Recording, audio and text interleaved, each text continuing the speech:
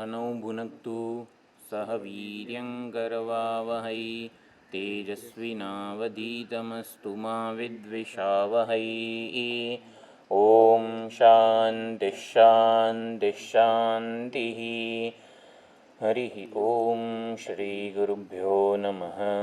हरिः ॐ। सदाशिवसमारम्भां शङ्कराचार्यमध्यमाम् अस्मदाचार्यपर्यन्तां वन्दे गुरुपरम्परां वन्दे गुरुपरम्पराम्। ओम सच्चिदानंद 14મા પાના ઉપર એમાં આ છે મંગલાચરણ છે 3 શ્લોક.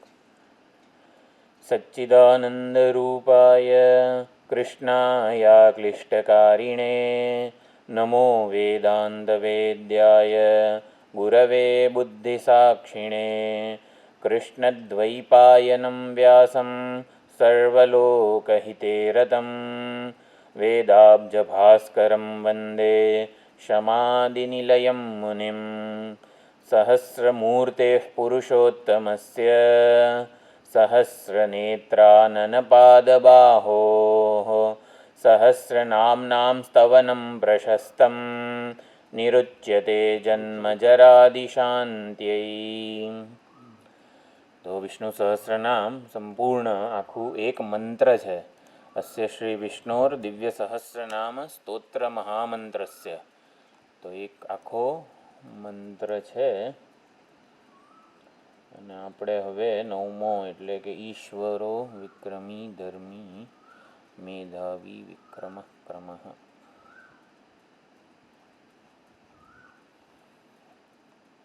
પુસ્તક જે છે ને એનું પાના નંબર 93, પીડીએફનું 106, એટલે જે તમે ખોલ્યું છે એનું પાના નંબર 93 એમાં 22મો શ્લોક છે.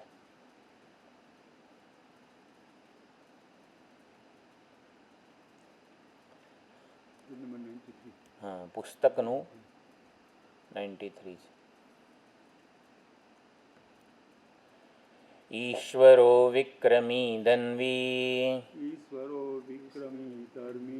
મેધાવી વિક્રમઃ ક્રમઃ અનુત્તમો દુરાદર્શઃ કૃતજ્ઞઃ કૃતિરાત્મવાન.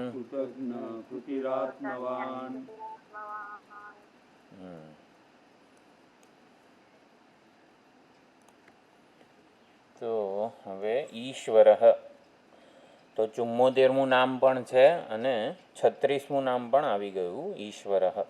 આની પહેલાં ઈશ્વર આવી ગયું છે.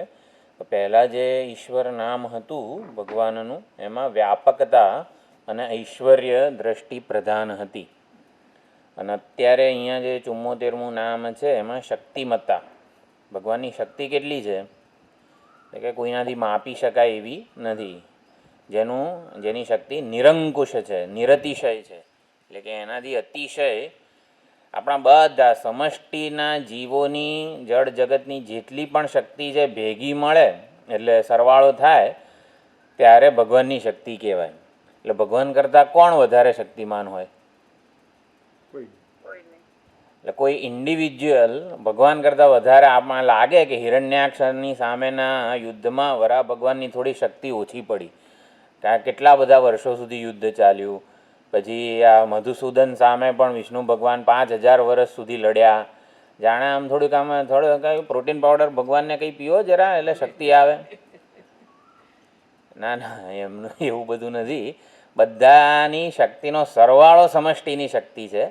એટલે અતિશય, જેનાથી અતિશય એક્સલન્સ કોઈની પાસે નથી એમ.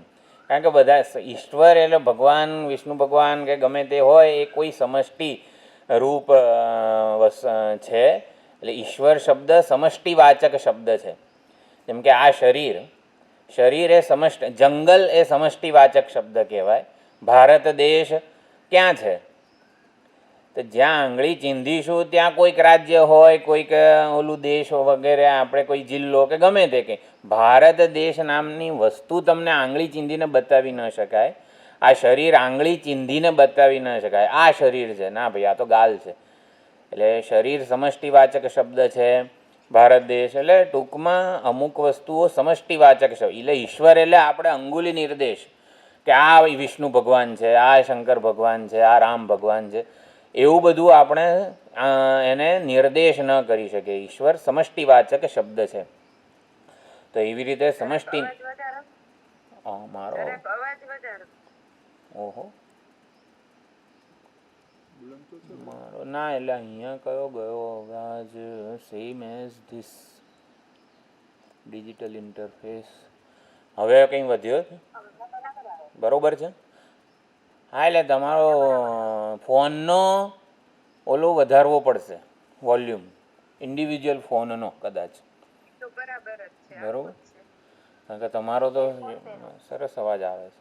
ના ના, હા, એટલે ઈશ્વર સમષ્ટિવાચક શબ્દ છે. શક્તિમતાની દ્રષ્ટિએ અહીં 74મું નામ છે. પહેલાં 36મું નામ આવ્યું, એમાં વ્યાપકતા, ઐશ્વર્ય વગેરેની દ્રષ્ટિએ હતું. અહીંયા સાયન્સ, વિજ્ઞાન જે અત્યારનું છે એ જે શક્તિની વાત કરે છે, એનર્જી વગેરે, એ જડ છે. કે બધી જે ગતિશક્તિથી માંડીને ચુંબકીય શક્તિને બધી જે વિજ્ઞાન જે શક્તિની વાત કરે છે એ જડ છે. સાંખ્યો વગેરે જે પ્રધાન વગેરેની વાત કરે છે એ જડ છે. અહીંયા ભગવાનની જે શક્તિ છે ભગવાનથી જુદી નથી, ભગવાનની સંકલ્પ શક્તિ વગેરે. એટલે જડ શક્તિ હોય ને એ આંધળી હોય, ક્યાં જવું, ક્યાં કાર્યાન્વિત થવું એ ખબર નથી. પરંતુ ઈશ્વરનો જે સ્વાભાવિક આ શક્તિ એ ઈશ્વરનો સ્વભાવ છે, એનાથી જુદી ના હોય. જેમ કે દાન કરવાની શક્તિ દાનવીરથી જુદી હોય ના હોય, એવી જ રીતે આ જે ભગવાન જે શક્તિમત્તા ધરાવે છે એ ચેતન છે. એટલે માટે ઈશ્વરની શક્તિ મનુષ્યનું કલ્યાણ કરે, હિતકારી શક્તિ છે. એ સાંખ્યોની કે વૈજ્ઞાનિકોની જડ શક્તિ નથી. એટલે આપણામાં ઈશ્વરની જે શક્તિ છે એમાં, અને વૈજ્ઞાનિકો જે એનર્જી કે શક્તિ વગેરે મૂળભૂત શક્તિ જે કહે છે એ જુદી છે. એટલે એને કંઈ માપી શકાય નહીં વગેરે. એટલે મનુષ્યના કલ્યાણની દ્રષ્ટિ રાખીને ભગવાનની આ શક્તિ છે, માટે અનુગ્રાહીની શક્તિ કહેવામાં આવે છે. ઈશ્વરની અનુગ્રાહીની શક્તિ. ઈશ્વરના 5 કાર્યો આપણા શાસ્ત્રો કહે છે: સર્જન, પાલન, લય, પ્રવેશ અને અનુગ્રહ.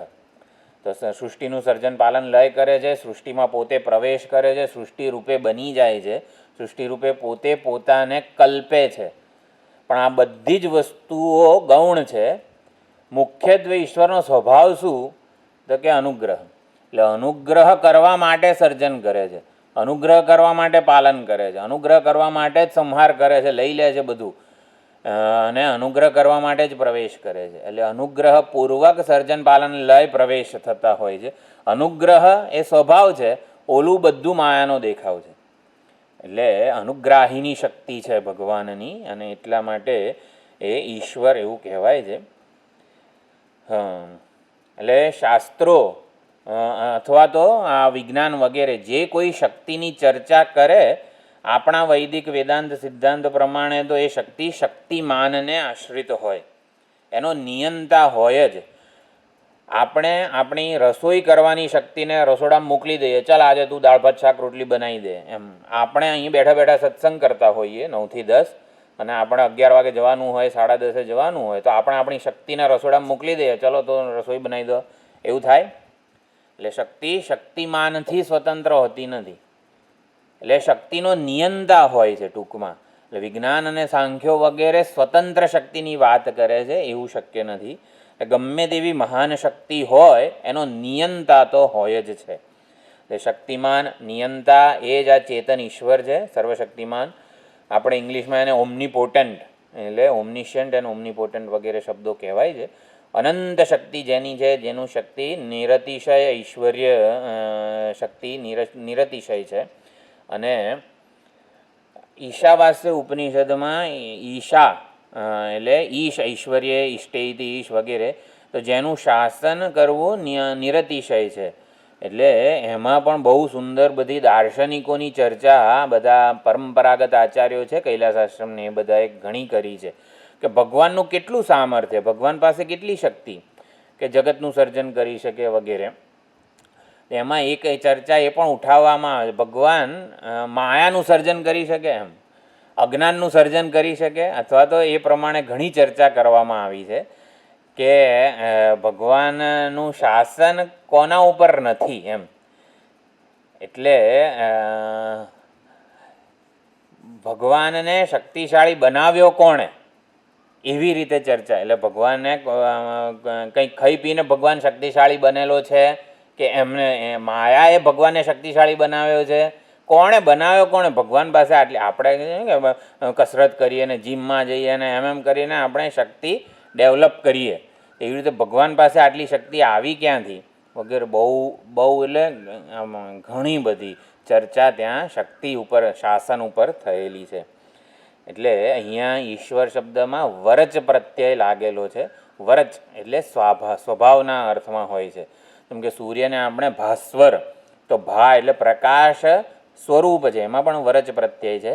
તો ઈશ્વરમાં પણ ઈશ વરચ એટલે ઈશન કરવું, શાસન કરવું, શક્તિ વગેરે સ્વભાવના અર્થમાં છે. એટલે સ્વભાવના અર્થમાં છે અને સંતત ભાવના અર્થમાં પણ છે.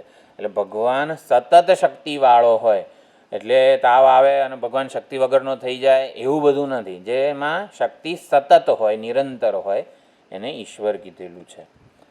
એકવાર આપણે 2-3 એવું હોય ને તો સાથે નામ જોઈને પછી એનું શંકરાચાર્યજીનું ભાષ્ય જોઈશું. 2-3 નામ એક સાથે જોઈ લઈએ. પછી વિક્રમી 75મું નામ પણ છે અને 909નું નામ પણ છે. તો વિક્રમી એટલે વિક્રમ, પરાક્રમ, જેને રોકવાવાળો કોઈ ન હોય. પરાક્રમી યોદ્ધો હોય જેમ અર્જુન છે, અભિમન્યુ છે વગેરે, એને રોકી શકવાનું કોઈનામાં સામર્થ્ય ના હોય. તો એવી રીતે વિક્રમ, પરાક્રમ જે હંમેશા આગળ વધતો રહે, ચક્રવ્યૂહ ગમે તેટલા નાખવામાં આવે તો પણ એને ભેદીને આગળ વધતો રહે, એને રોકવાનું, સહન કરવાનું કોઈનામાં સામર્થ્ય ન હોય, એટલે પરાક્રમી એને.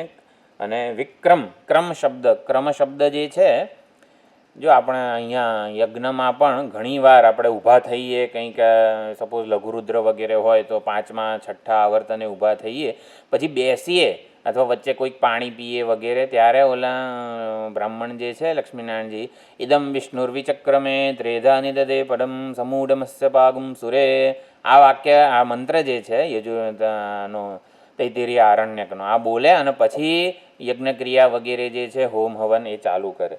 તો ક્રમ ઇદમ વિષ્ણુર્વિચક્રમે એટલે ક્રમ શબ્દ પાદ વિક્ષેપે, ક્રમ શબ્દ ત્રિવિક્રમ, બરાબર. ક્રમ શબ્દ એટલે પાદ, ચાલવું, જેના ચરણનું ઓલું પ્રતીક છે.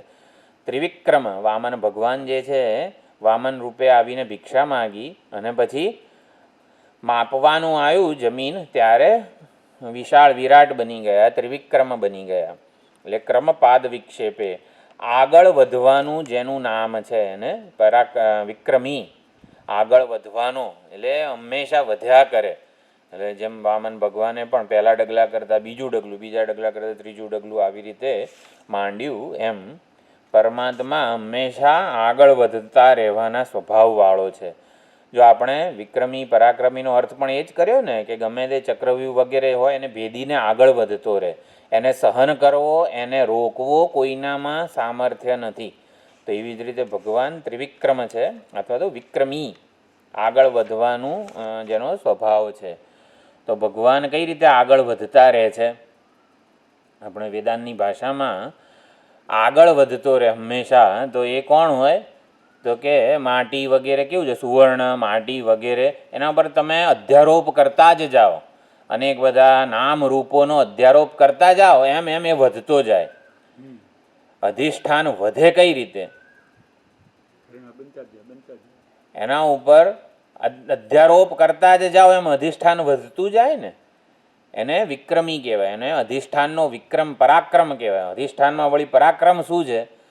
તો કે તમે અનંત એના ઉપર નામ રૂપનો અધ્યારોપ કરતા જ જાઓ. સુવર્ણમાં સુવર્ણ વિક્રમી છે. કઈ રીતે?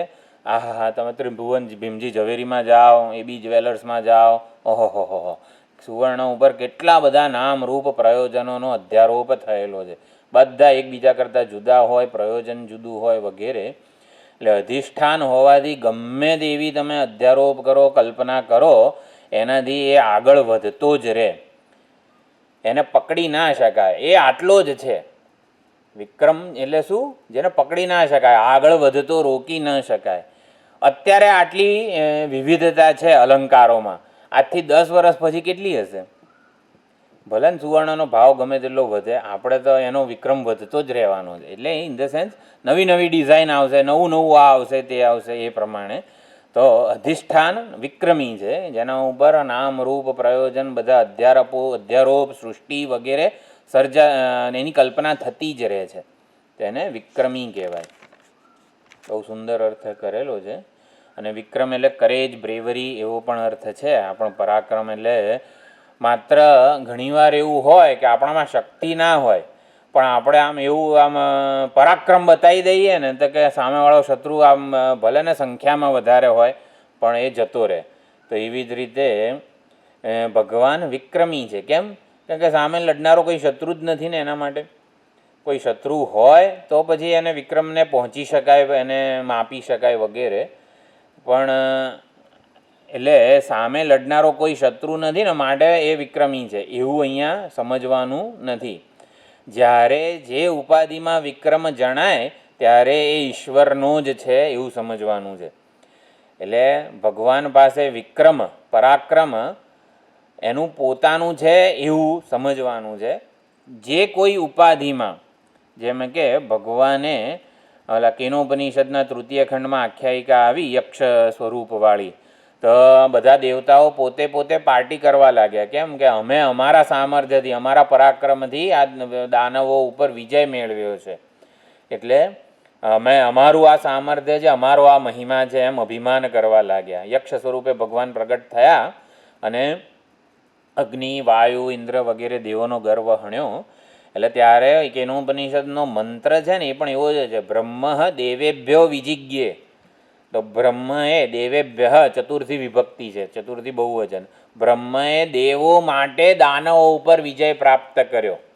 જુઓ, પરમ બ્રહ્મ પરમાત્માએ દેવો માટે દાનવો પર વિજય પ્રાપ્ત કર્યો. તસ્ય બ્રહ્મણો વિજયે, તે બ્રહ્મના વિજયમાં દેવાહ અમહીયંત. આ દેવો છે ને પોતે મહિમાન્વિત થઈ ગયા. હકીકતમાં એ તો પરમાત્માએ જ દેવો માટે વિજય પ્રાપ્ત કર્યો હતો દાનવો ઉપર. અને એમાં દેવો જે છે પોતાને મહિમાન્વિત માનવા લાગ્યા. અસ્માકમ એવાયમ વિજય, અસ્માકમ એવાયમ મહિમા ઇતિ. આવી રીતે આમ કોલર ઊંચો કરીને જો મેં આમ કર્યું તેમ એવું બધું કરવા લાગ્યા. એટલે કેનોપનિષદના મંત્રમાં ચોખ્ખું લખ્યું, બ્રહ્મ પ્રસિદ્ધ અર્થે બ્રહ્મ દેવેભ્યો વિજય. બ્રહ્મએ દેવો માટે વિજય. એટલે વિજય પરાક્રમ અગ્નિનું પોતાનું નથી, એ બ્રહ્મનું, પરમાત્માનું છે. એટલે જ્યાં કોઈ ઉપાધિમાં વિક્રમ જણાય એ પરમાત્માનો જ છે એવું અહીંયા સમજવાનું છે. તો એ યક્ષ સ્વરૂપની આખ્યાયિકાએ પણ બહુ સુંદર આપણા આધ્યાત્મિક અર્થ પ્રગટ કરેલો છે. સૌથી પહેલાં અગ્નિ ગયા, અગ્નિ, જાતવેદા વગેરે. એ યક્ષ સ્વરૂપ. યક્ષ એટલે શું? આશ્ચર્યકારક, જેને સમજી ના શકાય કે કેવું છે વગેરે. એટલે યક્ષ કોણ છે એનું ભાળ કાઢવા માટે બધા દેવોએ અગ્નિને મોકલ્યા. અગ્નિએ યક્ષના દર્શન કર્યા, પરંતુ કોણ છે એ જાણી ન શક્યા, પાછા આવ્યા. પછી વાયુદેવ ગયા. વાયુદેવે યક્ષના દર્શન કર્યા, પણ કોણ છે એ પાછા ન આવ્યા, જાણી શક્યા. એ અગ્નિ અને વાયુની આ યક્ષની આખ્યાયિકા ક્યાંય કીધી છે? ખ્યાલ છે કોઈને? હા,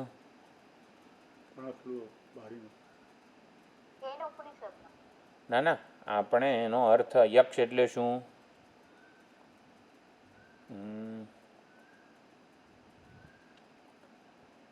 અગ્નિ અને દેવને તો દર્શન થયા, ઇન્દ્રને દર્શન નથી થયા વગેરે. ઇન્દ્ર એટલે કોણ?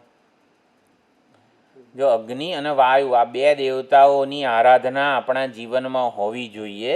એણે જ યક્ષના દર્શન કરેલા છે. તો અગ્નિ અને વાયુ, આપણે જે કંઈ પણ તાપ અને વાયુ એટલે પ્રાણાયામ વગેરે જે કરીએ છીએ ને, અગ્નિ અને વાયુદેવની આરાધના છે. અગ્નિ અને યક્ષ એટલે શું? જે ખબર ના પડે કે આ કોણ છે. યક્ષ સ્વરૂપના દર્શન કર્યા એટલે વિરાટ સ્વરૂપના દર્શન કર્યા. ભગવાનના વિરાટ સ્વરૂપના દર્શન અગ્નિ અને વાયુ દેવની આરાધનાથી આપણને થાય, એના વગર ના થાય. ના, એ કોણ વિરાટ સ્વરૂપના દર્શન થાય અને ઓળખી ન શકાય કે આ વાસ્તવમાં એ જ સમગ્ર જગતનો સર્જનહાર છે, પરમાત્મા છે વગેરે ઓળખી ન શકાય. ઓળખવા માટે જે પછી શું થયું, ઇન્દ્ર અને અગ્નિ અને વાયુએ દર્શન તો કર્યા યક્ષના, એટલે અગ્નિ અને વાયુની આરાધના. આપણે જે કંઈ પણ પ્રાણાયામ વગેરે કરીએ છીએ એક પ્રકારનો ભાવ આ વાયુ દેવતાને લીધે, એની અનુગ્રહને લીધે આ શ્વાસ વગેરે પ્રાણોપાસના વગેરે ઉપનિષદોમાં પણ ઘણી જોઈએ આપણે. તો એ અગ્નિની આરાધના, અને અગ્નિની આરાધના આપણે અત્યારે રસોઈથી માંડીને અહમ વૈશ્વાનરો ભોગતા વગેરે રૂપે કરી શકીએ.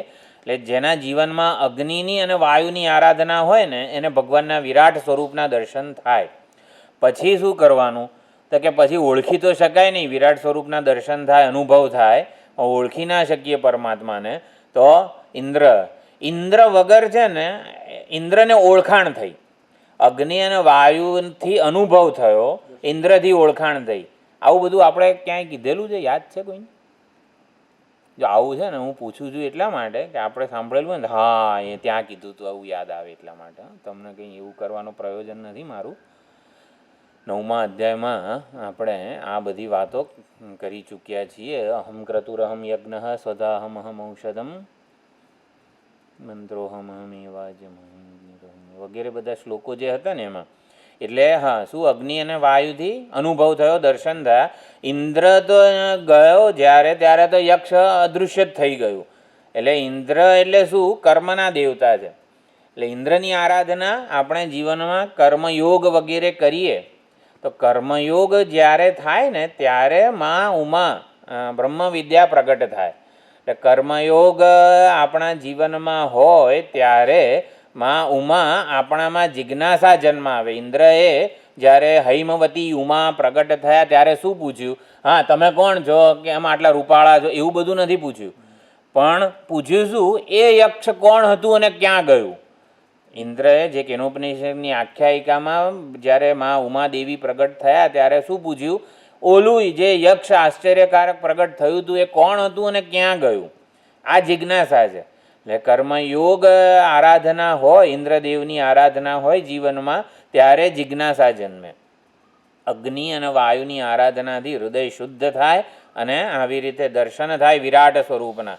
પછી એ કોણ હતું વિરાટ, જેની સાથે મારો આટલો સુંદર સંવાદિત વ્યવહાર છે, એ કોણ છે?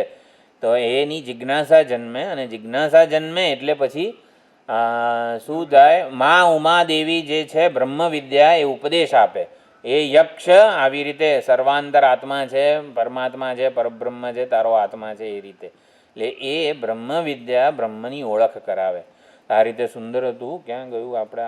ક્યાંથી આવ્યો આ બધી ચર્ચા? વિક્રમી. હા, એટલે જે કોઈ ઉપાધિમાં જે કોઈ વિક્રમ જણાતો હોય એ પરમાત્માનો જ છે. વિક્રમ પરાક્રમ, આપણામાં કંઈક કુશળતા કૌવત વગેરે જે કંઈ પણ હોય, આ દરેકે દરેક ઉપાધિ યુનિક છે. પરમાત્માએ એમાં સ્વભાવ અને સામર્થ્ય મૂકેલું છે. એટલે આપણે એ રીતે આપણા મૂળભૂત સ્વભાવ અને સામર્થ્યને જેટલું ઈશ્વર સમર્પણ કરીશું, ઈશ્વર સાથે સંવાદિત થઈશું, એટલી ને એટલી એનું પરાક્રમ, એની શક્તિ વગેરે જે છે આપણા થકી પ્રગટ થતી જશે. પછી 76મું નામ છે ધન્વી. તો ધન્વી એટલે શું? જે હંમેશા ધન્વી એટલે ધનુષ્ય ધારણ કરવાના સ્વભાવવાળો. એટલે કોઈ પણ ફોટો હોય એમાં ધનુષ્ય તો હોય જ. ધન્વી એટલે આમ ધનુષ્ય હેઠે મૂકેલું ના હોય કોઈ દિવસ રામજીના ફોટામાં. ધનુષ્ય ધન્વી કહેવાય, ધનુર્ધારી. એટલે ધનુર્ધારી. રામ શસ્ત્રભૃતામહમ, 10મા અધ્યાયમાં પણ ભગવાને કીધું શસ્ત્રધારીઓમાં હું રામ છું. તો વિભૂતિ યોગ વગેરે.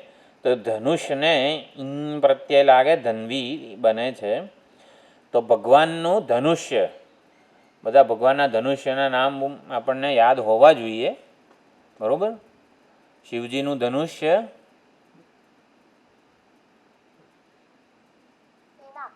પિનાક. પછી વિષ્ણુ ભગવાનનું ધનુષ્ય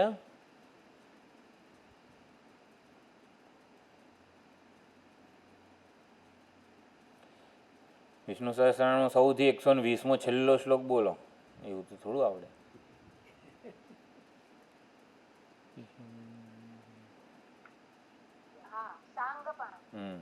શાંગ ધન્વા ગદાધર વગેરે જે છેલ્લા શ્લોકમાં શાંગ સારંગ પાણી વગેરે પણ કહેવાય છે આપણા ગુજરાતીમાં ભ્રંશ થઈને શાંગ. તો શાંગ પાણી એટલે વિષ્ણુ ભગવાનનું ધનુષ્ય. પછી રામ ભગવાનનું ધનુષ્ય એના બે નામ છે, બીજું હું ભૂલી ગયો છું.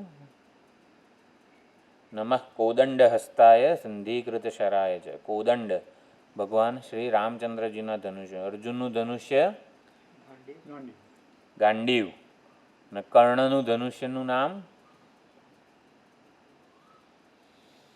એને હતું કે જ્યાં સુધી મારું આ ધનુષ્ય હાથમાં છે ને ત્યાં સુધી કોઈ મારો આવી રીતે પરાજય કરી શકે એમ નથી. એટલે એની પાસે ધનુષ્ય કઢાવડાયું તો જ એનો આવી રીતે વધ થઈ શકે એમ હતો. જ્યાં સુધી કર્ણના હાથમાં વિજય ધનુષ છે ત્યાં સુધી એના ઉપર વિજય મેળવવો શક્ય નહોતો, એવું છે વિજય ધનુષ. એટલે આ તો ખાલી આપણે થોડુંક આવી રીતે યાદ રહે. તો ભગવાન, ચાલો ભગવાનનું ધનુષ્ય શું? એ ભગવાન હોય એમાં કોઈ આ વિશેષ નામરૂપ નહીં સમજવાના. ભગવાનનું શું ધનુષ્ય છે? હા ના, આપણા ઉપનિષદમાં મુંડક ઉપનિષદમાં આવ્યું છે. ભગવાન પાસે કયું ધનુષ્ય છે?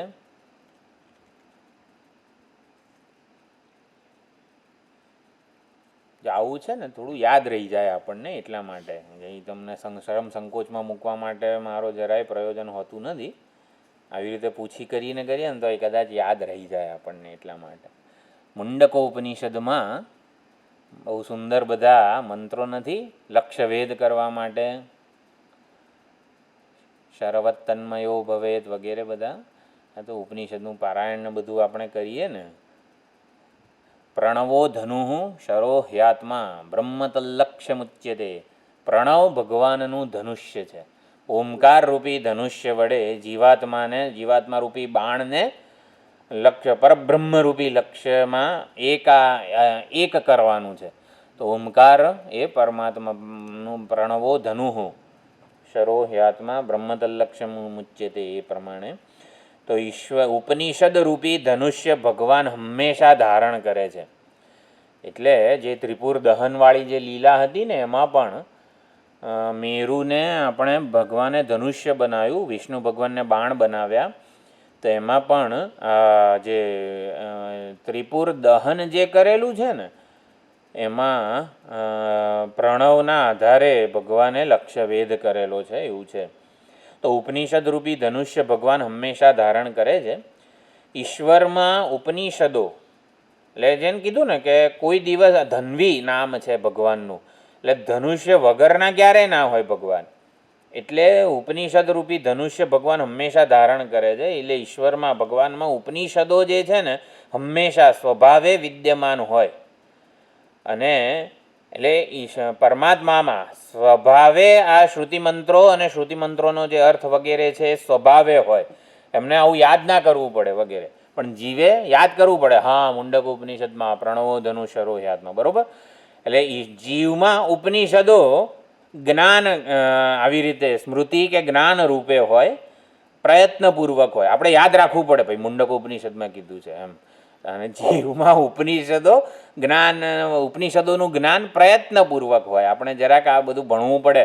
એક અઠવાડિયું ક્યાંક જતા રહીએ રખડવા અને ના ભણીએ ને તો બધું ભૂલી જઈએ. એટલા માટે નિત્ય સ્વાધ્યાય વગેરે કીધેલો છે. તો જીવમાં ઉપનિષદનું જ્ઞાન પ્રયત્નપૂર્વક વગેરે હોય, ઈશ્વરમાં સ્વભાવે હોય.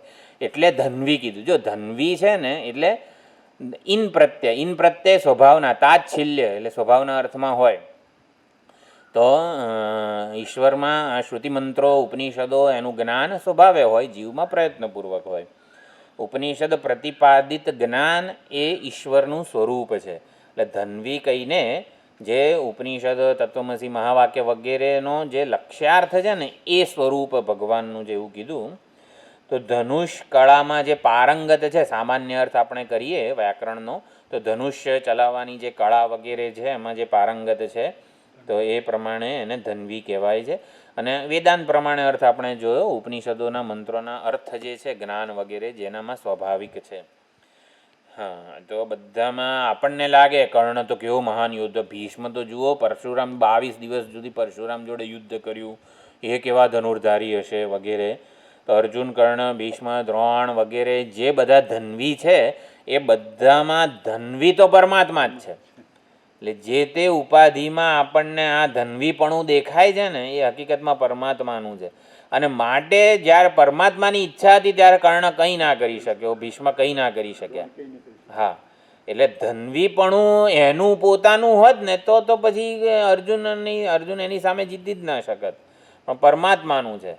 એટલે આપણે છે ને કંઈ ન કરવાનું સામર્થ્ય પણ પરમાત્માનું છે. એટલે આપણા દ્વારા કોઈક દિવસ આ સારું ધન્વી કંઈ યાદ જ નથી આવતું વગેરે, તો ના યાદ આવે, બહુ સારું, એટલે પરમાત્માની વિભૂતિ છે. એટલે આ તો કીધું ને કે પ્રણવ ક્યાં કીધું છે, કયા ઉપનિષદમાં કીધું છે, ના યાદ આવે તો હા પરમાત્માનું સામર્થ્ય છે એવું આપણે. એટલે ભક્તો વગેરે છે ને એ કઈ રીતે ખુશ થાય, આપણે ધારો કે ટ્રાફિક સિગ્નલને બધા ક્યાંક પહોંચવું હોય એટલે આપણે ધારીએ કે ચલો અહીંથી આમ કરીને અહીંથી ઓલો રસ્તો લઈ લઈશું ને તો ટ્રાફિક નહીં નડે, એટલે એમ કરીને વહેલા પહોંચી જઈશું વગેરે કંઈક આપણે ધાર્યું હોય, અને એ જ રસ્તે એટલો ટ્રાફિક હોય કલાક લેટ થઈ જઈએ આપણે. તો આપણે જે ધાર્યું તો ભક્તો છે ને આપણને હા ક્યાં રસ્તો લીધો એવું થાય આપણને. આપણી ઈચ્છા પ્રમાણે ધાર્યા પ્રમાણે ન થાય ને તો આપણને આમ દુઃખ કે વગેરે એવું થાય, રેઝિસ્ટન્સ જન્મે. પણ જે ભક્ત હૃદયના હોય ને હા જો મારી ઈચ્છા પ્રમાણેના એની ઈચ્છા પૂરી થઈ ને એમ, આપણને લેટ પહોંચાડવાનું કર્મફળ હતું, પ્રારબ્ધ હતું, બરાબર. એટલે ભગવાને પૂરું કર્યું, હા એના ધાર્યા પ્રમાણે થયું ને વાહ, એટલે ઉલટાનો વધારે પ્રસન્ન થાય ભક્તો કે હા એની ઈચ્છા પૂરી થઈ, એના ધાર્યા પ્રમાણે થયું એમ. તો હા એની ઈચ્છાથી, એટલે આ પ્રમાણે ભક્તો ભગવાનની ઈચ્છા પ્રમાણે થાય એમાં વધારે આનંદ અનુભવે છે વગેરે. તો જે ધનુર્ધારી જે છે બધા અર્જુન વગેરે એમાં ધન્વી તો પરમાત્મા જે છે, કંઈ ન કરવાનું સામર્થ્ય પણ આપણે જોયું પરમાત્માનું છે. પછી 77મું નામ છે મેધાવી. તો મેધા શબ્દ વગેરે છે, મેધાના બે અર્થ થાય છે. આપણે સામાન્ય રીતે એક અર્થ ખબર છે, ગ્રંથ અર્થ ધારણ શક્તિ. તો ગ્રંથના અર્થને ધારણ કરવાની જે શક્તિ છે, આમ યાદ રહે સ્મૃતિ વગેરે એવું નહીં, ગ્રંથનો અર્થ આ કોઈ પણ શાસ્ત્ર વગેરે છે એ જે અર્થ પહોંચાડવા માગે છે એ આપણને યાદ રહે વગેરે, વિવક્ષા વગેરે હૃદયસ્થ થાય.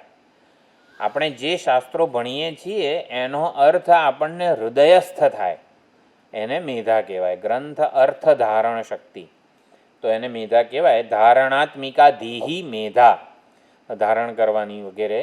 તો જે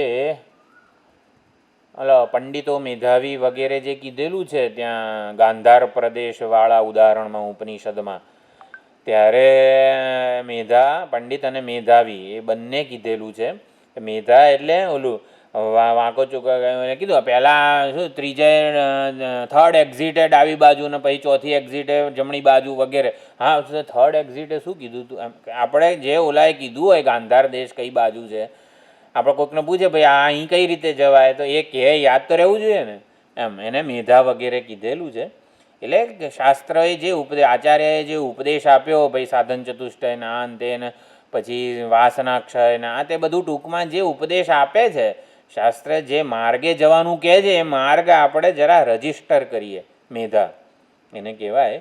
જો ધી એટલે બુદ્ધિના 5 અર્થ છે, 6 અર્થ છે, મનીષા, ધિષ્ણા, ધી, પ્રજ્ઞા, શેમુષી અને મતિ. આ પ્રમાણે છે. મેધા શબ્દ અહીંયા આપણે મેધાવી 77મું નામ જોઈ રહ્યા છીએ. તો મેધામાં પવિત્રતા અને હિંસા આ 2 અર્થ છે. એક પવિત્રતા અર્થ છે મેધાનો અને બીજો અર્થ છે હિંસા. આપણે અશ્વમેધ યજ્ઞ વગેરે, મેધ એટલે શું, હરિઓમ કરવું, હિંસા કરવી, અને અશ્વનો મેધ, અશ્વ સેક્રિફિશિયલ ઓલું જે છે અશ્વ, જે યજ્ઞનો ઘોડો વગેરે જે છે એનું સમર્પણ કરવાનું છે, હિંસા કરવાની છે. તો મેધામાં આવી રીતે 2 ગુણ રહેલા છે. અહીંયા મેધાવી શબ્દ છે તો મેધામાં 2 ગુણ રહેલા છે. બે અર્થ કર્યા એમ. ખરાબ વસ્તુને કાઢીને ફેંકી દેવી, અશ્વમેધ, એમાં ખરાબ વસ્તુ જે છે એ કાઢીને ફેંકી દેવી અને સારાનું ગ્રહણ કરવું, આ 2 અર્થ છે. એટલે જીવનમાં જે કંઈ પણ આપણામાં ઉણપ હોય, જે કંઈ પણ જે અપવિત્રતા, બુરાઈ વગેરે, પાપ સંસ્કારો વગેરે હોય એને કાઢી નાખે મેધા, અને પવિત્રતા, દૈવી સદ્ગુણો વગેરે લાવે. તો આમ મેધામાં 2 ગુણ છે, તો 2 ગુણ હોય જ મેધામાં. એટલે જેમ પાણીમાં હાઇડ્રોજન ને ઓક્સિજન હોય જ, એવી રીતે મેધામાં આવી રીતે પવિત્રતા અને હિંસા આ 2 ગુણ હોય જ. તો મેધાવી પરમાત્મા આપણા હૃદયમાં આવી રીતે એનું વરણ થાય ત્યારે આપણામાં જે કંઈ કચરો વગેરે હોય એ કાઢે અને પવિત્રતા, શુદ્ધિ, નિર્મળતા વગેરે જે છે એ લાવે. એટલે મેધાવી જે ધારણ કરી લે, ઉજ્જવળ બનાવી દે, એને મેધાવી કીધેલું છે. અને આપણે વેદાંતમાં પંડિતો મેધાવી વગેરે જે કીધું, capacity to analyse, grasp, retain and recollect, આને મેધા કહેવાનું. કેપેસિટી ટુ એનાલાઇઝ, ઓલાએ કીધું નાકની દાંડીએ આગળ જતા રહો. એટલે ભાઈ નાકની બરોબર, ઉત્તર દિશામાં ધારો કે ગાંધાર દેશ હોય અને આપણને સંભાવ ધ્રુવનો તારો તો જવા દો, સૂર્ય વગેરેની ગતિ પ્રમાણે ધારો કે ઉત્તર દિશા આ બાજુ લાગતી હોય તો એનાલાઇઝ, હા એણે કીધું આમ નાકની દાંડીએ, પણ પછી આપણે જરાક પોતે પણ બધું એનાલાઇઝ કરી શકીએ, આ સાચી હશે ઉત્તર દિશા વગેરે. એટલે capacity to analyse, grasp, retain and recollect. એટલે જ્યાં જતાં એ રસ્તે જતાં પાછું આપણે રિકલેક્ટ, હા ઓલું કીધેલું, વાસનાક્ષય કીધેલું, ચલો આટલા આગળ વધ્યા પછી હવે આપણને માટે આ સાધન છે, પહેલાં કર્મયોગ સાધન છે, પછી આ સાધન છે વગેરે વગેરે. એટલે સાધનો જે છે એની સ્પષ્ટતા હોય આપણામાં. સાધનાનું એનાલિસિસ, એનાલિસિસ એટલે કયા દોષને નિર્મૂળ કરવા માટે કયું સાધન છે એ બધું આપણને ખબર હોય. મારામાં આ દોષ, આ ત્રુટિ, આ ઉણપ વગેરે છે, ચલો વૈરાગ્ય થોડો મંદ છે તો એના માટે હું આ કરું, પછી થોડું મૌન વગેરેની પણ જરૂર છે માટે આ કરું, એકાગ્રતાની જરૂર છે માટે આ ઉપાસના, ઈશ્વર ધ્યાન વગેરે કરું. તો સાધનાઓમાં જે આપણે એનાલિસિસ કરીએ આપણામાં સુધારો કરવા માટે, પછી એને ગ્રાસ્પ, એને હૃદયસ્થ કરીએ, રિટેન કરીએ અને રિકલેક્ટ, જ્યારે તાકડે જરૂર હોય ત્યારે આપણે એનો લાભ લઈએ.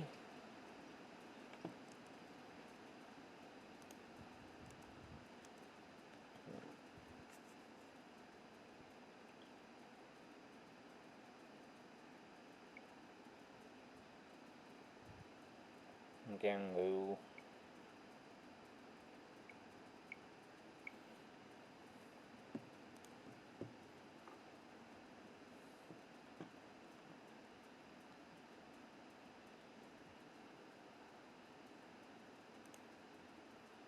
Recording in progress.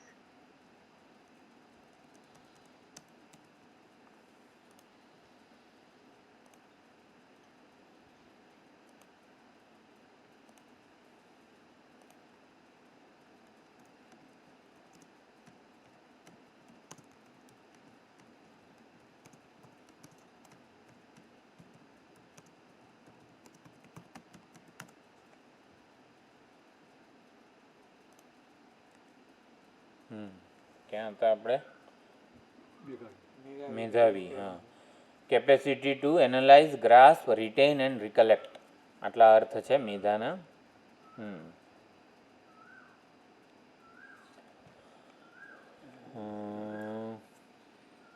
અનેક શાસ્ત્રો છે વેદા, પ્રસ્થાનત્રયી, બરાબર. હવે પ્રસ્થાનત્રયી ભણીએ કે ભાગવત ભણીએ, આ રામચરિત રહી જશે, પછી શું ઓલું રહી જશે વગેરે. આ પ્રકરણ ગ્રંથોને તો ભૂલાય જ કઈ રીતે? એટલે ઘણા બધા શાસ્ત્રો છે, ઘણા બધા ગ્રંથો. જો ગ્રંથો ભણવાના નથી, હા આપણે શું ભણવાનું છે?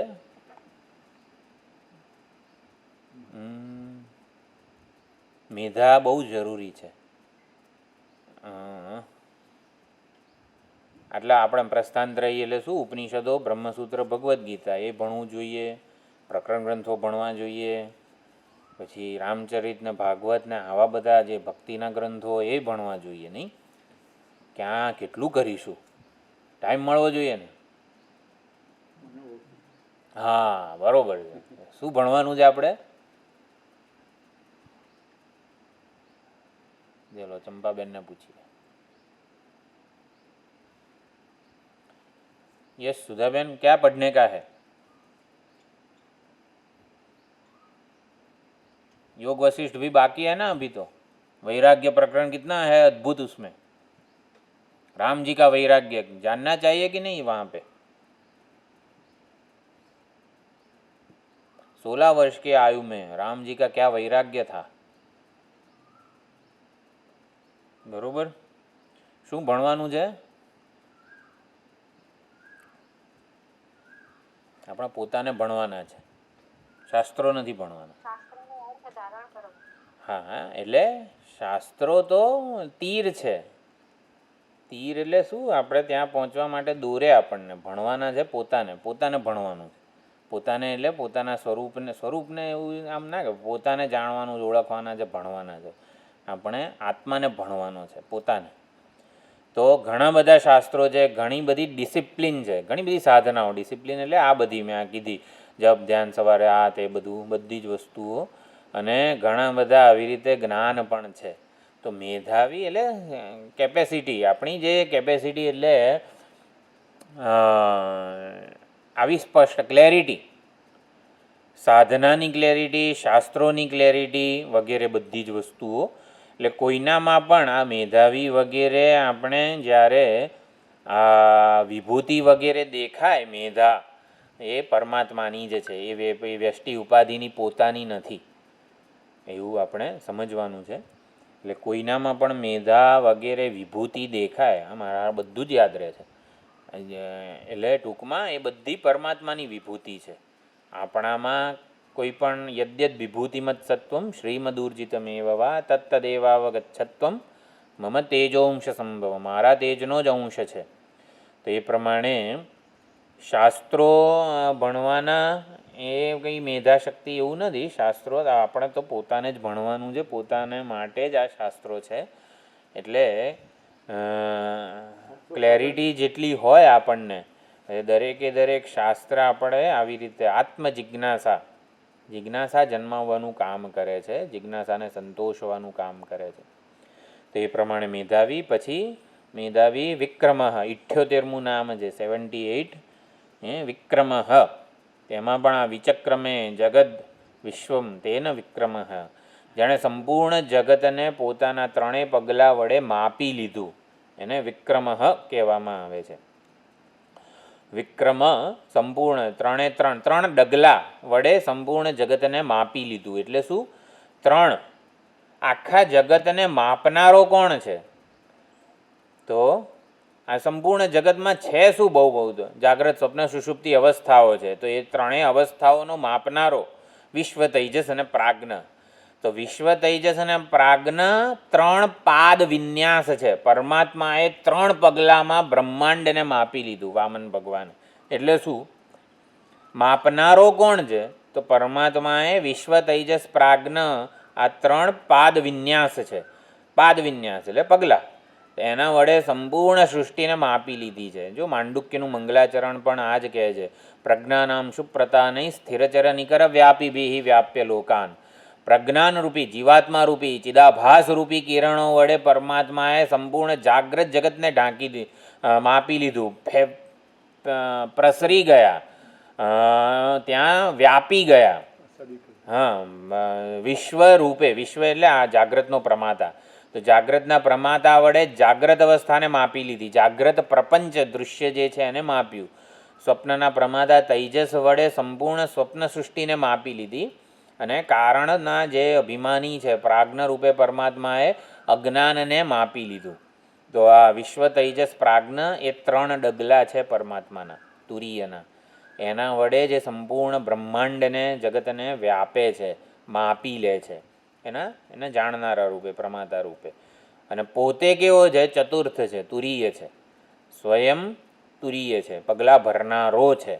પગલાં વિશ્વ, તૈજસ, પ્રાજ્ઞ છે, પોતે પગલાં ભરનારો એટલે તુરીય છે. તો વિષ્ણુ ભગવાન જગતનું વિચક્રમણ કરે છે, માપી લે છે. વિવિધ પ્રકારે વિક્રમ, વિવિધેન ક્રમ એટલે જેના ક્રમ, પાદ વિન્યાસ વિવિધ છે. તો વિવિધ પ્રકારે જેનામાં પાદ વિન્યાસ છે, વિશ્વ, તૈજસ, પ્રાજ્ઞ વગેરે જે છે, અનેક બધા એ જ એટલે પાદ વિન્યાસ પરમાત્માના કેવા છે કે અગ્નિમાં એ જ ગરમી રૂપે, વીજળીમાં એ જેમ વીજળીના પાદ વિન્યાસ શું હોય તો કે એસીમાં ઠંડક રૂપે, ફ્રીજમાં આ રૂપે, પછી કુલરમાં અરે પંખામાં ગતિ રૂપે, તો વીજળીના આ બધા પાદ વિન્યાસ છે. તેવી જ રીતે પરમાત્મા પાણીમાં આવી રીતે પ્રવાહ ઠંડક, પાણી પીએ તો સારું લાગે, હા શીતળતા, પછી અગ્નિમાં આવી રીતે ગરમી રૂપે, આકાશમાં સ્થિરતા રૂપે, વાયુમાં ગતિ રૂપે, તો આવી રીતે પાદ વિન્યાસ છે અનેક રૂપે પ્રગટ થાય છે. તો પાદ વિન્યાસનો રાસલીલા જે હતી ને ભાગવતમાં, એમાં આ બહુ સુંદર વર્ણન છે. ભગવાને કેવા કેવા સુંદર બધા પાદ વિન્યાસ કરેલા છે. જો ગરબા ગાતી વખતે પણ બહેનોના પાદ વિન્યાસ ઘડીકમાં આમ જાય, ઘડીકમાં આમ જાય, શું કરે છે આપણને ખબર જ નથી. જેને ગરબા આવડતા ના હોય એના માટે તો કેટલી વિભૂતિ લાગે મોટી, કે આને યાદ કઈ રીતે રહેતું હશે, અત્યારે આમ જવાનું છે ને પછી આમ જવાનું છે એમ. એટલે પાદ ભગવાનને શું કીધેલું છે એમાં અપ્રમેય કીધેલા છે. ક્યારે કઈ બાજુ ડગલું ભરે ને ખબર ના, એને એ આપણે કળી ના શકીએ. શેમાં આવ્યું આપણે જોયું છે આ વસ્તુ, મારા ખ્યાલથી અપ્રમેય જે શબ્દ હતો પરમાત્માના નામમાં, એમાં આ વસ્તુ જોયેલી છે. તો રાસલીલામાં પણ આવી રીતે વિશિષ્ટ પાદક્રમ વગેરે જે છે એ હતો. તો ઠુમક ચલત રામચંદ્ર, એવી રીતે ઠુમક ચલત. તો વિક્રમ, તો વિક્રમનો એક બીજો અર્થ પણ નિરુક્ત પ્રમાણે. નિરુક્ત એટલે ખ્યાલ આવે છે, નિરુક્ત પ્રમાણે હમણાં આપણે ના જોયું સ્વપીતિ, સ્વમ અપિતો ભવતી, એ નિરુક્ત પ્રમાણે નામ નિર્વચન કહેવાય.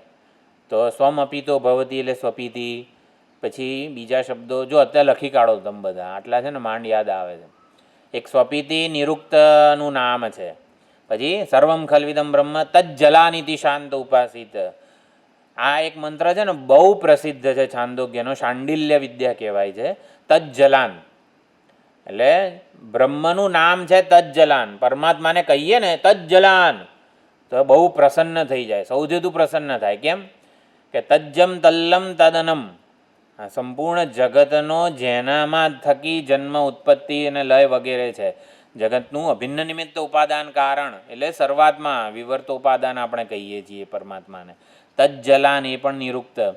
પછી સત્યસ્થ સત્યમ જે બૃહદારણ્યકમાં કીધું, તો સત્યમ સત અને ત્યત ભેગા મળીને મૂર્ત અમૂર્ત બે રૂપો વગેરે જે છે એ છે. પછી સતીયમ, સત્યમનો સત, પછી ઈ અને પછી અયમ, એવી રીતે સત્ય એટલે શું સતીયમ, એવી રીતે પણ અર્થ કરેલો છે છાંદોગ્યમાં. એ શેમાં કર્યો, સત એ ત્રણ વસ્તુ હતી, સત ઈ અને યમ, સતીયમ એવો અર્થ કરેલો છે સત્યમનો, એ પણ એક હતું. પછી હે હા સોરી, હા યાર સ્વપીતિ, સ્વપીતિ પછી શું બોલ્યો તજ્જલાન. તજ્જલાન પરમાત્માનું નામ છે, એટલે તજ્જલાન એવું કહેવાય પરમાત્માને, હે પરમાત્મા હે તજ્જલાન એમ, એવી રીતે. પછી આ સત્યમ અને સતીયમ બંને છે. પછી હૃદયમ, હૃદયમ જે આ હૃદયમાં ઉપલબ્ધ થઈ રહ્યો છે, એટલે હૃદયમ એ પરમાત્માનો, હૃદયમ એટલે હૃદયમ એમ. હું લખીને મોકલીશ, કારણ કે હૃદયમ શબ્દ છે, હૃદયમ નથી લખવાનું. હૃદયમ એટલે યણ સંધિ થાય ને, હૃદયમ હૃદયમ એ બ્રહ્મસૂત્રમાં આવ્યું હમણાં સાંખ્યવાળી ચર્ચામાં. પછી ઐતરેય ઉપનિષદમાં ઇદંદ્ર, ઇન્દ્ર કહેવાય પરમાત્માને, પણ ઇન્દ્ર એટલે આ મૂળ નામ ઇદંદ્ર છે. પણ જેમ કે આપણે સ્વામીજી હોય એનો પરિચય આપવાનો હોય તો કેવું પૂજ્યશ્રી કે સ્વામીજી મહારાજ એવું આપણે કહીએ, એમનું નામ ના લઈએ. એમની હાજરીમાં એમનું નામ અત્યંત મહાન પૂજનીય આદરણીય જે હોય, જેમ કે શંકરાચાર્યજી આવ્યા હોય તો જગતગુરુ શંકરાચાર્ય વગેરે આપણે કહીએ, એમનું સદાનંદજી વગેરે નામ ના બોલીએ. તો એ પ્રમાણે પરમાત્માને ઇદંદ્ર ના બોલાય આપણાથી. ઇદંદ્ર એટલે પરમાત્માનું ઉલામણું નામ ઇન્દ્ર એમ, એટલે ઇદંદ્ર મૂળ નામ છે, પણ એનું જ બધા કવિઓ ભક્તો ઇન્દ્ર કહીને બોલાવે છે. એટલે ઇદંદ્ર એટલે ઇદનનો દ્રષ્ટા. આ બધું જેણે ઇદમ રૂપે જોઈ લીધું, આ શરીરને પણ ઇદમ રૂપે જોઈ લીધું, આ ઉપાધિને જેણે ઇદમ રૂપે જોઈ લીધી, અહમ રૂપે નહીં, તેને ઇદંદ્ર કહેવાય. આ બધા નિરુક્ત નામો છે. પછી એવી જ રીતે આ વિક્રમ, તો વિક્રમ પણ કઈ રીતે? તો વી એટલે શું? ગરુડ. વૈનતેય જે છે ને, વિનતાનો પુત્ર એટલે ગરુડ. વી એટલે ગરુડ. અને વિના, વિના ક્રમતી, વિના એટલે વિના એટલે ઓલો વગર અર્થ નહીં, વિના એટલે તૃતીયા, વીની તૃતીયા વિભક્તિ વિના. બરોબર, વી શબ્દની તૃતીયા વિભક્તિ શું થાય? વિના. તો વિના ક્રમતી, વિના એટલે ગરુડ વડે જે ક્રમણ કરે છે, ગરુડ વડે જે ઉડે છે, ટૂંકમાં એને વિક્રમ કીધો છે. એટલે પરમાત્માનું નામ વિક્રમ વગેરે છે.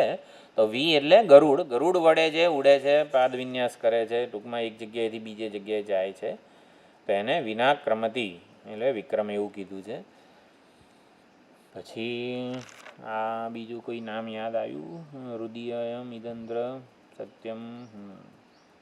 આ બધા નિરુક્ત નિર્વચનના નામો છે. ચાલો, પછી છે વિક્રમ. પછી 79, 79, બરોબર, 79. ક્રમઃ. તો ક્રમઃ નામ છે. ક્રમ એટલે શું? પરિવર્તન. એક પછી બીજો કાળમાં ક્રમ હોય, સેકન્ડ, મિલી સેકન્ડ વગેરે. કાળ કેવો ક્રમિક રીતે આગળ વધે છે, બદલાય છે, વગેરે વગેરે. તો ક્રમ એટલે કાળને શું કહેવાય છે? ક્રમની સંવિત એટલે ચેતના, સભાનતા. તો પરિવર્તનની સંવિતને કાળ કહેવામાં આવે છે. જેમ કે અમુક ક્લાસમાં કેવું થાય, હા ખબર જ ના પડી કલાક થઈ ગયો, એટલે શું? પરિવર્તનની નોંધ ના લેવાય. ઘણા ક્લાસ સ્વામીજીના કેવું, આપણે આમ જાણે કે અલા પૂર્ણ મદદ થઈ ગયું એમ. એટલે કે એટલા આપણે તાદાત્મ્ય હતું પ્રવચનના વિષયમાં અને ગ્રંથ કરતા સાથે, સ્વામીજી સાથે, તો આપણે પરિવર્તનની નોંધ ના લઈ શકીએ. તો પરિવર્તનની નોંધ ના, કાળ ક્યાં ગયો, એ કલાક ક્યાં જતો રહ્યો? એટલે પરિવર્તનની સભાનતાને કાળ કહેવામાં આવે છે. ચૈતન્યની કલ્પનાને કાળ કહેવાય છે. કાળ નામની કોઈ સ્વતંત્ર વસ્તુ નથી. ચૈતન્યની કલ્પનાને કલ્પિત કાલ, તો કાળ કલ્પાયેલો છે ચૈતન્ય વડે.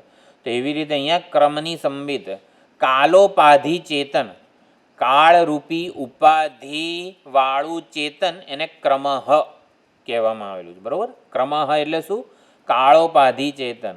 એને લીધે જ કાળનું જ્ઞાન થાય છે, એના વગર કાળનું જ્ઞાન ના થાય.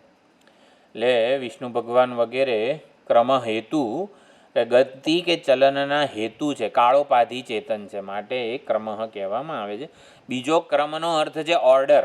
એવરીથિંગ ઇઝ ઇન ઓર્ડર, આવું આપણા પૂજ્ય સ્વામીજી કહે છે. તો ઓર્ડર, સિક્વન્સ, બધી ગતિ, સ્થિતિ, બધું નિયમિત છે. આ જે સૂર્યની આજુબાજુ ગ્રહો અને એ બધા બીજા કોકની આજુબાજુ વગેરે, એ પ્રમાણે જ્યાં ઓર્ડર છે, ક્રમ છે, ગતિ, સ્થિતિ, બધું ઓર્ડરલી મેનેજ થાય છે, સંવાદિતામાં છે, એને પણ ક્રમ કહેવાય. તો કાર્યકારણ પરંપરા, કાર્યકારણનો ક્રમ છે. બીજ ગોટલામાંથી આંબો થાય, આંબામાંથી ગોટલો થાય, એ ક્રમ છે. બધું આમ હેફાઝેડ કંઈ નથી થતું. આપણે પહેલાં બાળક હોઈએ, પછી યુવાન થઈએ, પ્રૌઢ થઈએ, વૃદ્ધ થઈએ. બાળક પછી સીધો વૃદ્ધ થઈ જાય અને પછી પાછો થોડો યુવાન થાય, એવું નથી થતું. બધું ક્રમ. આ જે ક્રમ જળવાય છે એ આ ક્રમ પરમાત્મા છે ને. માટે કાર્ય કારણની પરંપરા છે, કર્મ કર્મફળની પરંપરા છે, બીજાંકુર પરંપરા છે. તો આ બધું કાયદાઓ ક્રમ પ્રમાણે ચાલે છે. સ્થૂળથી સૂક્ષ્મ, સ્થૂળ સૂક્ષ્મ કારણ, કારણ સૂક્ષ્મ સ્થૂળ, જાગ્રત સુષુપ્તિ સ્વપ્ન, સુષુપ્તિ જાગ્રત, આવી રીતે બધો ક્રમ જળવાઈ રહેલો છે. તે ક્રમ પરમાત્મા છે. તો ક્રમ એટલે આ પ્રમાણે ઘણા અર્થ કર્યા ક્રમના. શું છે પછી? ક્રમ અનુત્તમ, ઘણા નામ છે.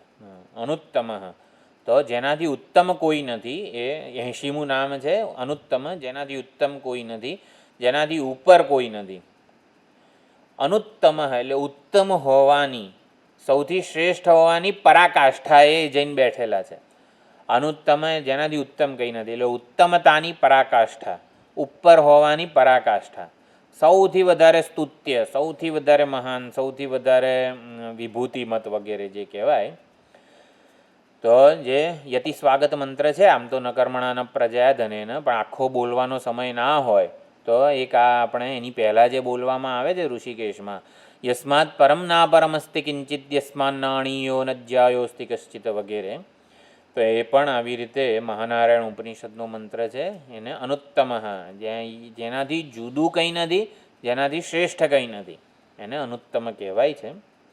ગીતામાં પણ કીધું, ન ત્વત્સમઃ અભ્યધિક કુતોન્ય મત્તઃ પરતરમ નાન્યત કિંચિદસ્તિ ધનંજય.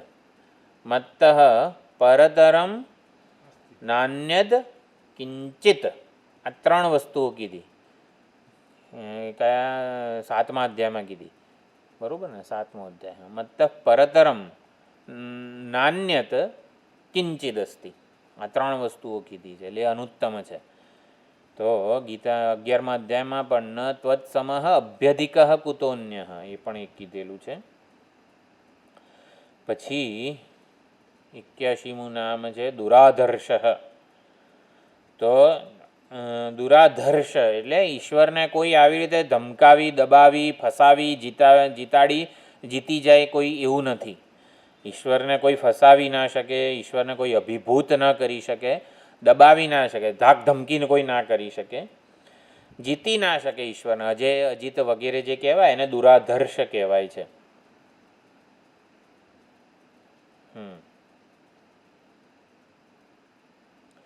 તો અહીંયા દુરાધર્ષમાં એટલે ઈશ્વરને આવી રીતે કોઈ દિવસ દબાવી કે ફસાવી ન શકાય, ભોળવાઈ ન શકાય. હવે મોટા વખાણ કરીએ, સ્તુતિ કરીએ, ભગવાન તમે તો આમ તેમ વગેરે વગેરે, એનાથી કંઈ ભગવાન ભોળવાઈ જાય એવું નથી. શિવ મહિમના સ્તોત્રમાં ઘણી બધી આવી વાત કરી. મારી આ સ્તુતિથી ભગવાન આમ ભોળવાઈ જશે એવી ભ્રાંતિ નથી મારામાં. તો શ્રદ્ધા અને ભક્તિ જે છે ને એ આપણામાં ઈશ્વર કૃપાથી થાય છે. આપણામાં શ્રદ્ધા ભક્તિ ઈશ્વર કૃપાથી આવે, અને ઈશ્વર કૃપાથી જે શ્રદ્ધા ભક્તિ આવેલા છે એનાથી પરમાત્મા આ ભક્તના પક્ષે થઈ જાય. જો બંને જ ઈશ્વર કૃપાથી આવે શ્રદ્ધા ભક્તિ, શ્રદ્ધા ભક્તિના બળે ભગવાન પાછા આપણા પક્ષે ભક્ત પક્ષપાતી બની જાય. બાકી એને આપણે શ્રદ્ધા ભક્તિ વગર અભિભૂત કરી શકીએ, અભિભૂત એટલે આપણા પક્ષે કરી શકીએ એવું નથી. ઈશ્વર કૃપાથી જ આપણામાં શ્રદ્ધા અને ભક્તિ હૃદયમાં પ્રગટ થાય, અને એના આધારે ભગવાન આપણા પક્ષે આવે છે. બાકી આપણા પુરુષાર્થથી, સંકલ્પથી, સામર્થ્યથી આપણે કંઈ ભગવાનને આપણા પક્ષે કરી શકીએ એવું નથી. ભગવાન દુરાધર્ષ છે. દુરાધર્ષ એટલે આપણે આવી રીતે પ્રહલાદ જેમ વિષ્ણુ ભગવાન સામે લડવા ગયા તો કંઈ થાય નહીં, તો એની સામે લડી ન શકાય વગેરે. દુરાધર્ષ. પછી કૃતજ્ઞ, કૃતિ આત્મવાન, 3 નામ બાકી રહ્યા છે 9મા શ્લોકમાં. એ ભાષ્ય તો જોવાનું રહી જ જાય છે. ચાલો અત્યારે આટલું રાખીએ એવું હોય તો, કારણ કે ભાષ્ય જોવાનું બાકી છે. તો 81 નામ સુધી આપણે જોયું છે, બરાબર? અમે આ લોકો 81 નામ સુધી જોયું છે. આવતી વખતે હવે સોમવારના બદલે બુધવારે મળીએ, બરાબર? ચાલશે? શ્વેતાશ્વતર સોમ બુધ શનિ હોય છે. આ લોકો શિબિરમાં ગયા છે ને એટલે આગળનું નથી કરવું, થોડુંક રિવિઝન કરી લઈશું બુધવારે. રાખવું હોય છે પછી તમારે મહેનત કરવી પડશે. શું કરવું છે સુધાબેન? सैटरडे संडे में मेहनत हो जाएगा?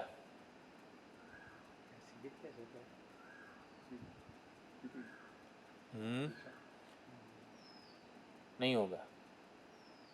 और जो प्रवेश भाष्य जो हमने कंप्लीट किया है श्वेताश्वतर का, जिस्ट में कीधु जराक ले लीजिए. नहीं, वो अनम्यूट करके बोलिए.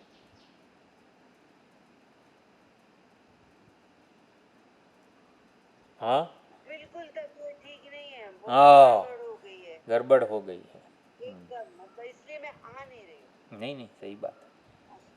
नहीं, वो एग्ज़ाम लेना नहीं है हमको. नहीं थोड़ा का हमें अभी जो हमें श्वेताश्वतर का प्रवेश भाष्य जो हमने कंप्लीट किया, एक बार आखू જોઈ લઈએ હા એવો વિચાર હતો તો સોમવારે રાખવું છે. એટલે હું કંઈ તમને પૂછવાનો નથી, ખાલી હું જ બધું આપણે એક વિહંગાવલોકન, બરાબર? વિહંગાવલોકન એટલે શું? ઓલું પક્ષી ઉપરથી આખો એરિયા જોઈ લે ને, જેમ ગરુડ કે બાજ પક્ષી હોય. ના એ સરસ રહે. હા, તો સોમવાર રાખવું છે કે બુધવારે?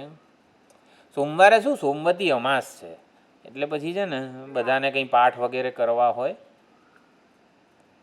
બુધવાર.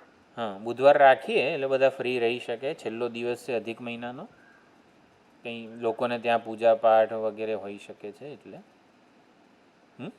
તો બુધવારે જોઈ લઈશું. પણ થોડું વાંચજો, પ્રવેશ ભાષ્ય ખોલજો, શ્વેતા શ્વતર. હા પાડો. હા, સમય 9 વાગે. એટલે શું અહીંયા જે બુધવારે શિબિરવાળા તો છે જ નહીં, તો પછી કંઈ ના આપણે રાખીએ આજ, વાંધો નથી ને સમય?